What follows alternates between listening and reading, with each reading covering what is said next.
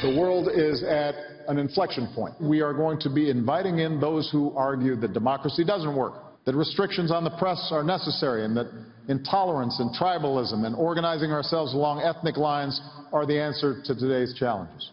And extreme nationalism and xenophobia and the politics of us versus them, isolationism or nationalism, where they can suggest rolling back the rights of others. Openness to immigrants and refugees, that's fundamental to who we are. I am convinced that the future does not belong to strong men.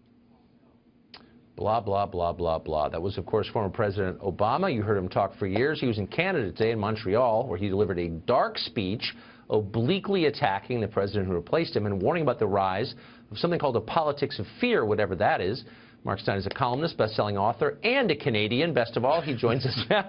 So, Mark, here you have a president who invited Al Sharpton to the White House as a domestic policy advisor more than 80 times, lecturing us about ethnic politics and tribalism. Like self-awareness somehow doesn't exist for this guy? No, he always does this bloodless Mr. Spock routine that everyone else is motivated by emotions and opinions, and he is the only one who uses reason and logic. And he does this whole kind of dispassionate thing. Apparently there's a big market for it in Montreal.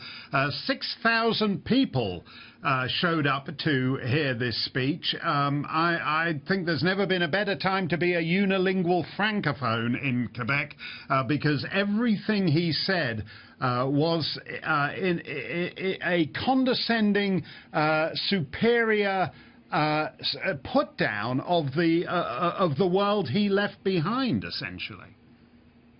Well, that's really the question. Does he understand the world he left behind? He hates Donald Trump. Donald Trump got elected because of Barack Obama. I wonder if he knows that. No, I don't think he's worked that out. It's interesting to me that his great theme is that America has turned inward and it's become nationalistic and isolationist and turned away from the world.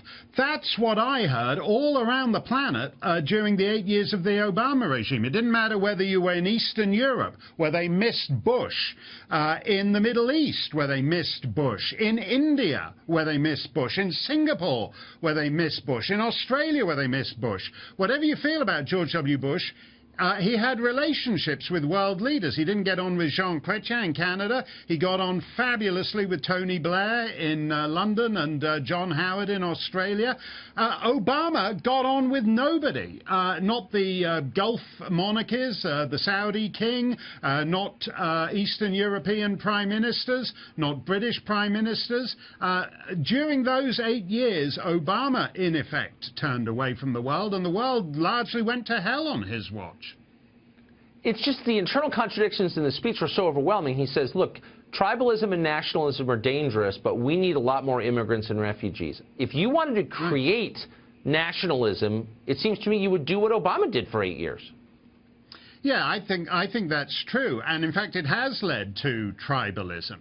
And that's a very good way of putting it. And in fact, the Democrat Party, what is identity politics, which was the strategy that cost Hillary Clinton the election? That's tribal politics. You vote, you don't vote as a citizen. One of the great things, since he's in Canada, one of the great things that binds the English-speaking world is that common law does not place great emphasis on group rights. It's about the individual equal before the law. The Democrats come along and say, no, what matters is whether you're Muslim, or what matters is whether you're transgender.